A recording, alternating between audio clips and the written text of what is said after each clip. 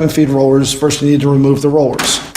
Open up the jam access cover. You're going to have these 2 screws.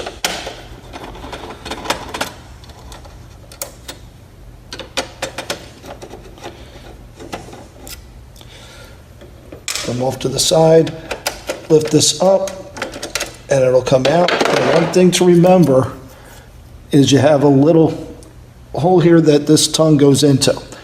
If you do not get that back in place when you put it together, it will give you some strange issues. Next step, there is a black C-clip on this shaft. Basically, I spin it so that I can push it off.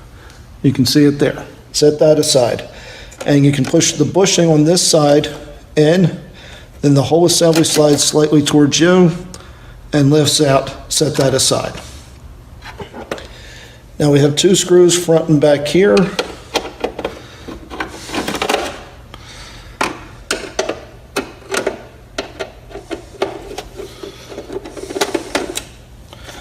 Once you loosen those, you can come out. Again, we have little tabs that go into holes on this metal.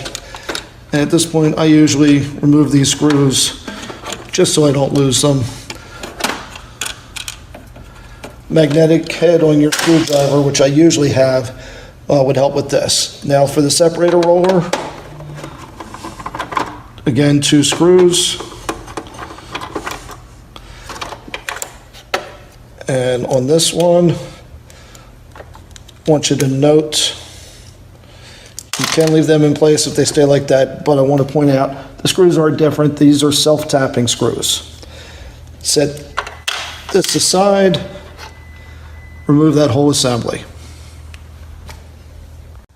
Now that we have the 2 assemblies out, first I'll start with the separator roller. Take the plastic clip off, take the plastic C-clip off, old roller slides out, new one right on. I like to double check that there's nothing wrong with this clutch. Basically holding onto the shaft, spinning the roller, should move pretty smoothly with a good amount of resistance, but smooth, not jerking. Go ahead, take the plastic clip, C-clip, put it back on, and then the positioning, and you can set that aside. Now for the paper take-up and feed roller. First thing you want to note, a couple things. Spring is on top, and if you look, the belt goes on top. That matches. The gear, the collar is on the outside, on the take-up, on the inside. First step, remove the spring, set it aside, pushing aside, take off the clip on either side, one off the take-up, one off the other off the feed. Now be careful as you slide the shaft away from the gear, you'll see the pin pops out. Set that aside. Then I like to feed the shaft through, and then what I like to do is I lift it straight up, unhook that gear, set that aside, pull this gear off. As you saw, that one came out of position, and you take that roller, note the one-way gearing, which direction it goes in, and now pull this shaft all the way out. Again, note which side one-way gear goes. Place the new rollers in place, slide the shaft through,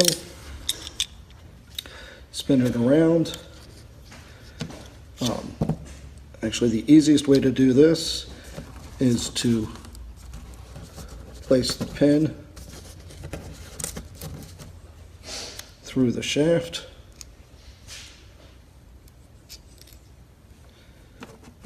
slide the gear on, and clip that in place. Now, while holding the take-up in place, you're going to slide this shaft almost all the way through. I like to then take the belt, place it around that one, over top,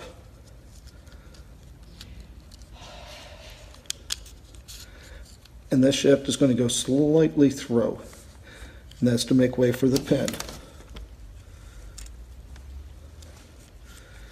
And while sliding that in, spinning the gear, you can see it'll pop right into place.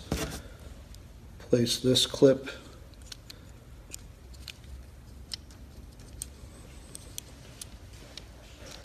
back in. Now we have this spring.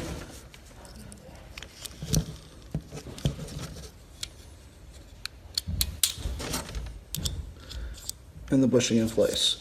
One last thing I forgot to mention, when this collar, this could pop off, the collar is on the inside if it does.